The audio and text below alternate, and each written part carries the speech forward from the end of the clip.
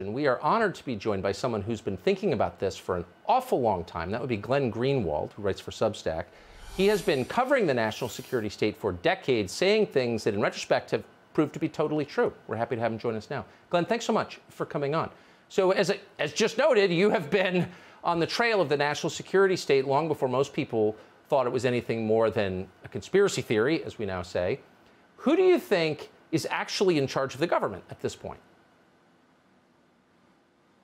It's bizarre, Tucker, because the Trump presidency brought so much evidence showing us who was. One of the video clips I always point to is when Chuck Schumer went on to Rachel Maddow's show days before Trump was inaugurated, when he had posted something criticizing the CIA for getting Iraq wrong. And Chuck Schumer said, ethics aside, how can Donald Trump be so stupid as to do that to the CIA? If you challenge the CIA, they have 6 different ways to Sunday to get back at you.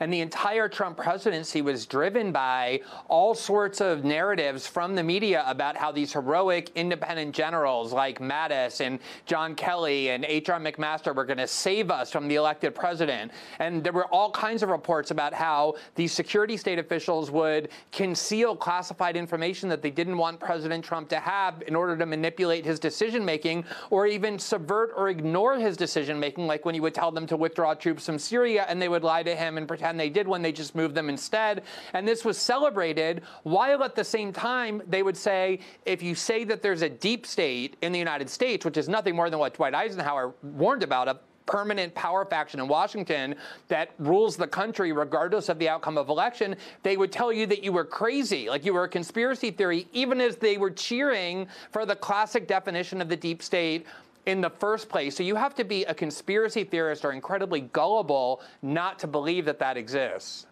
So here's the evidence that won me over. Famously, people say, if you want to know who's really in charge, who you're not allowed to criticize. What's the one group Republicans and Democrats never criticize? The national security state? I mean, Republicans are happy to go after the IRS or the Education Department. I can't remember the last time a Republican leader meaningfully criticized DOJ or the Pentagon, and of course, Democrats are exactly the same.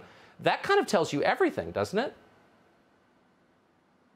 Exactly. And the amazing thing is, I mean, for whatever flaws you want to point to in Donald Trump's comportment and governance, of which I think there are several valid ones, one of the most important things that he did was he deviated from that cage that presidents have been kept in, which is he told the American people there are these security state agents who think that they run the government, and he stood up to them and challenged their orthodoxies and pieties and showed Americans, especially people in the Republican Party on the right, that these institutions are not noble or benevolent, but are highly pernicious. They want to interfere in our domestic politics, and they ought to be deeply distrusted. I think that was one of the most important things he did, and it was for that reason, his willingness to criticize them, that they hated him and spent 4 years trying to undermine his presidency. And Tucker, the amazing thing is they always talk about the sanctity of democracy. How is democracy more threatened than having unelected people who operate in the dark free to undermine and sabotage the person that Americans chose as their president?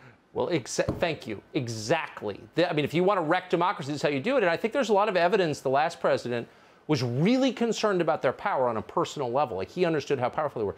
Really quick, do you think at this stage it would be possible for a president to push back and to strip the unelected power centers of some of their power in our government? You would need a big army behind you. I mean, that's why people in Washington were petrified of J. Edgar Hoover. He kept dossiers through the FBI on every politician in Washington. They do have a lot of amassed power. You need the population to rise up against them for that to work. Yeah, boy, I hope that happens, just because, I think democracy is worth having. I know you feel that way, too. Glenn Greenwald, an anti-authoritarian we're proud to have. Thanks.